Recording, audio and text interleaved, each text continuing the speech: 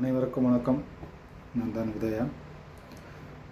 இப்போ நம்ம என்ன பார்க்க போகிறோம்னா, தமிழக வெற்றிக் கழகம் அண்ணன் விஜய் அவர்கள் ஒரு 12 அறிக்கை வெளியிட்டிருக்காங்க. அதை பார்ப்போம். முதலாவது, எல்லோருக்கும் நிரந்தர வீடு. எல்லோருக்கும் நிரந்தர வீடுனா எப்படி ஏதோ குறிப்பிட்டு சொல்கிறாப்புலன்றது எனக்கு தெரில. ஒருவேளை இந்த வீடு இல்லாமல் ரோட்டோரத்தில் கஷ்டப்படுறாங்கல்ல, அவங்களுக்கு சொல்கிறாங்க. ஏன்னா சில பேர் இங்கே ஆதார் அட்டை இல்லாமல் இருக்காங்க, ஓட்டு அட்டை இல்லாமல் இருக்காங்க, ரேஷன் கார்டு இல்லாமல். ஃபஸ்ட் எல்லாம் நீங்கள் எல்லாம் அதெல்லாம் பண்ணிவிட்டு நிரந்தர வீடுனா எப்படி நீங்கள் பண்ணுவீங்க? ஏன்னா நீங்கள் வந்து ஏற்கனவே ஒரு ஆட்சியிலையும் பங்கு அதிகாரத்துலேயும் பங்குன்னு கேட்டிருக்கீங்க. இப்போ நீங்கள் வந்து கூட்டணி வச்சிங்கன்னா ஒரு 2.5 வருஷம் உங்களுக்கு, இல்லை உங்கள் கூட கூட்டணி வைக்கிறோம் அவங்களுக்கு 2.5 வருஷம் ஆகி போயிடும். நீங்கள் அந்த 2.5 வருஷத்தில் எப்படி பண்ணுவீங்க? இப்போ 12 அறிக்கை விட்டுருக்கீங்க. எல்லாருக்கும் நிரந்தர வீடு நீங்கள் வந்து தேடி பார்க்குறதுக்கே அரசு இடம் எங்கே இருக்குது, மற்ற இடங்கள்லாம் எங்கே இருக்குது அப்படின்னு ஒவ்வொரு ஆளுக்கும் நீங்கள் தேடி பார்த்து அதெல்லாம் பட்டா போட்டு வீடு கட்டி கொடுக்குறதுக்கே 2.5 வருஷம் போயிருமே. இல்லை ஒருவேளை நீங்கள் தனித்து நின்று ஆட்சியை பிடிப்போம்னு சொல்கிறீங்களா? சரி, ஓகே, பிடிச்சிட்டாலும் ரொம்ப சந்தோஷம் தானே, சரியாண்ணா? ஓகே. 2வது, வீட்டுக்கு ஒரு மோட்டார் சைக்கிள். வீட்டுக்கு ஒரு மோட்டார் சைக்கிள்னால் இது எப்படி? ஆனால் இப்போ வீட்டுக்கு வீடு அதிகமாக பைக்கே இருக்குது. வீட்டுக்கு வீடு மோட்டார் சைக்கிள் வேணுன்னா அதுக்கு வந்து கண்டிப்பாக அதுக்கு வருமானமும் வேணும். ஏன்னா ஒரு சில வீடுகள்லாம் பைக் இல்லாமலும் இருக்குது. அதுக்குள்ளான தொழிலையும் ஏற்படுத்தி கொடுக்கணும். 3வது, ஒவ்வொரு வீட்டுக்கும் கார் இருக்கும் வகையில் பொருளாதார மேம்பாடு.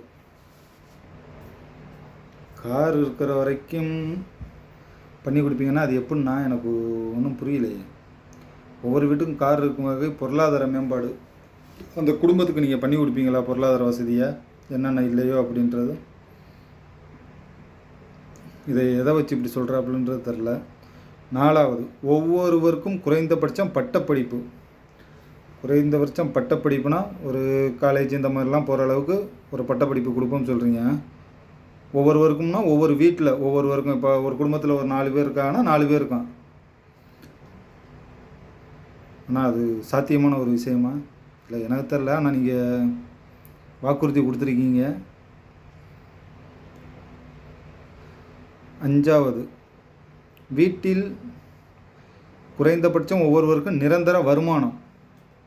நிரந்தர வருமானம்னா நீங்கள் என்ன பண்ணணும்னா ஒவ்வொரு அந்தந்த மாவட்டத்தில் லிஸ்ட் எடுக்கணும். அந்த மாவட்டத்தில் என்ன எவ்வளவு மக்கள் தொகைன்றதை பார்க்கணும். அதில் ஆண் எவ்வளவு பெண் எவ்வளவுன்னு பார்க்கணும். அதில் தாலுகாக்களை பார்க்கணும். அதெல்லாம் பார்த்து அந்த ஊருக்கு ஒரு தொழில் முனையங்களை கொண்டு வந்து வைக்கணும். இல்லை நீங்கள் அரசு வேலையை கொடுப்போம்னு சொல்ல வர்றீங்களா, இல்லை நிரந்தர வருமானம்னா எப்படி சொல்ல வர்றீங்கன்றது எனக்கு ஒன்றும் புரியலை. ஏன்னா தொழில் முனையங்களை கொண்டாந்து வைக்கணும். அப்போ தான் நீங்கள் வந்து இதெல்லாம் பண்ண முடியும். நீங்கள் வந்து ஆட்சியில் 2 வருஷத்தில் அதெல்லாம் எப்படின்னா பண்ண முடியும்? ஆனால் எனக்கு தெரிஞ்சு நான் சொல்கிறேன், தனித்து வர முடியுமா என்னன்றதுலாம் எனக்கு தெரில. கூட்டணியிலே வந்தாலும் அதுவும் நடக்குமான்றது எனக்கும் தெரியலை. ஓகே, இதெல்லாம் நடந்தால் சந்தோஷம். 6வது, அதற்கான வேலைவாய்ப்பு. வேலைவாய்ப்பை கண்டிப்பாக உருவாக்கணும்னா, வேலைவாய்ப்பை உருவாக்கினா தான் ஒவ்வொரு மனிதனுக்கும் அவன் குடும்பத்தை பார்க்க முடியும். அதற்கான 7வது, அதற்கு தகுந்தபடி கல்வியில் சீர்திருத்தம். அது எப்படின்னா கல்வியில் சீர்திருத்தம்னா அது எப்படி? நீங்கள் அரசு பள்ளி சொல்கிறீங்களா, இல்லை தனியார் பள்ளி எல்லா பள்ளிக்கூடத்தையும் சொல்கிறீங்களா? அரசு பள்ளினா இப்போ எப்படி தமிழ் ஆங்கிலம் மட்டும்தானா? ஏன்னா இப்போ இருமொழி கொள்கை தான் போகுது. ஏன்னா இப்போது நீங்கள் ஒரு ஸ்கூல் கட்டி நடத்திக்கிருக்கீங்கல்ல, அதில் வந்து மும்மொழி கொள்கை தானே. அதில் மும்மொழி கொள்கை, அதில் ஹிந்தியும் இருக்குல்ல, கண்டிப்பாக இல்லைன்னு சொல்லாதீங்க, அதில் இருக்குது. ஏன்னா எங்களுடைய மதிப்பிற்குரிய அண்ணன் அண்ணாமலை அவர்கள் வந்து ஏற்கனவே நீங்கள் வந்து மும்மொழி கொள்கையை எதிர்க்கும்போது அப்போவே அறிக்கை வெளியிட்டாப்புல அண்ணன் அண்ணாமலை அவர்கள். அதனால தான் நான் கேட்குறேன், உங்கள் ஸ்கூலில் இருக்கிற மாதிரியே ஏழை எளிய மக்களுக்கும் அரசு பள்ளியில் கிடைக்குமா? அதனால தான் சொல்கிறீங்களா? ஓகே, ரொம்ப சந்தோஷம் ஒருவேளை நடந்தால். ஓகே. 8வது படிப்புமா, அரசு மருத்துவமனையை நம்பி செல்லும் வசதி.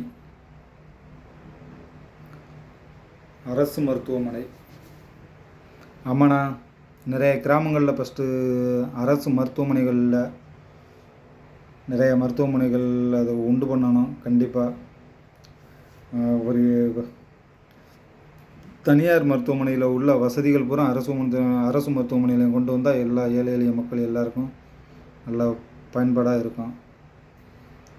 பரவாயில்ல, இது நல்ல வாக்குறுதி தான். 9வது, பருவமழையில் எதுவும் பாதிக்காமல் இருக்கும் வகையில் மேம்பாடு. எதுவும் பாதிக்காமல் பருவமழைனா எப்படின்னா சொல்கிறீங்க? இப்போ வந்து பெரிய பெரிய ஊர்கள்லாம் எடுத்துக்கிட்டால், இப்போ சென்னை, கோவை, திருப்பூர் இந்த மாதிரிலாம் எடுத்துக்கிட்டால் தண்ணி ரோட்டோரத்தில் தேங்குது, அந்த இதை சொல்கிறீங்களா?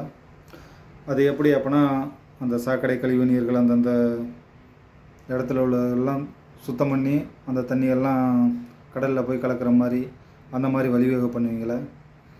ரொம்ப சந்தோஷம். ஆனால் அதை விடலாம் முக்கியமான ஒன்றுனா, இதை மட்டும் பண்ணாலும் பத்தாது.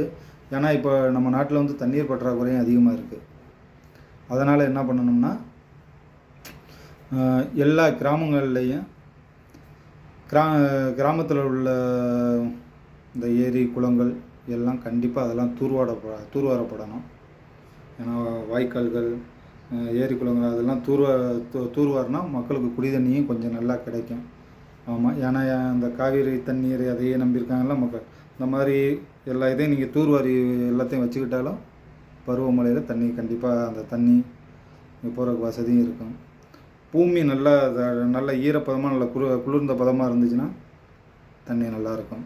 ரொம்ப சந்தோஷம். 10வது, மீனவர்கள், தொழிலாளர்கள், நெசவாளர்கள், அரசு ஊழியர்கள், ஆசிரியர்கள் கருத்து கேட்பு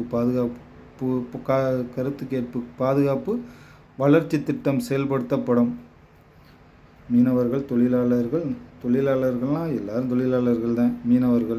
மீனவர்களுக்கு எப்போனா எல்லை விட்டு எல்லை தாண்டி மீன் பிடிக்க போகிறவங்க அவங்களுக்கும் ஒரு சீசன் தானே அந்த மீன் வர்றதான்.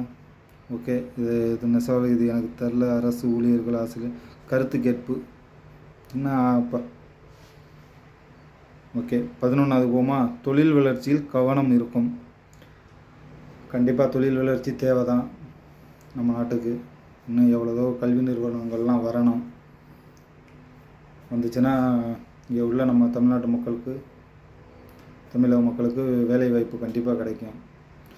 இப்போ நிறைய பேர் படித்த மக்களும் சரி, படித்த மக்கள் வேலை இல்லாமல் தர்றாங்க. அவங்களுக்கு ஏற்ற மாதிரி வேலையும் கொடுக்கலாம்.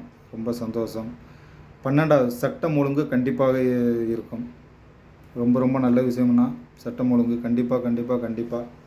ஆனால் ரொம்ப சந்தோஷம். ஆனால் இதெல்லாம் 12 வாக்குறுதி கொடுத்துருக்கீங்க. படிக்கிறதுக்கும் நல்லாயிருக்கு, பேசுகிறதுக்கும் நல்லாயிருக்கு. ஆனால் இதை கண்டிப்பாக நீங்கள் பண்ணுவீர்களா? ஒரே ஒரு கேள்வி அதுதான். இதை நான் உண்மையாக நான் உங்களை எதிர்த்து நான் சொல்லப்போனால் உங்கள் கட்சியும் கிடையாது, ஒரு சாதாரண ஒரு மனிதனாக தான் நான் கேட்குறேன். ஏன்னா நான் வேறு கட்சி, நான் ஒரு கட்சியில் தொண்டனாக கூட இருக்கிறேன். உங்கள் கட்சியும் கிடையாது, ஒரு சாதாரண தொண்டனாக கேட்குறேன். கண்டிப்பாக இதெல்லாம் உங்களால் சாத்தியப்படுத்த முடியுமா அப்படின்னு தான் நான் கேட்குறேன். அதுக்காக நான் உங்களை எதுக்கலை, ஒன்றும் பண்ணலை. நீங்களும் கட்சியை நல்லபடியாக நடத்துங்க. எல்லாரையும் போல் நீங்களும் கட்சியில் எல்லாருக்கும் முன்னாடி நல்லபடியாக வாங்க. ரொம்ப ரொம்ப சந்தோஷம். ஆனால் இது என்னுடைய தனிப்பட்ட கேள்வி மட்டும். அப்படி நீங்கள் ஒருவேளை இதெல்லாம் பண்ணினீர்கள்னா ரொம்ப சந்தோஷம். ஓகே.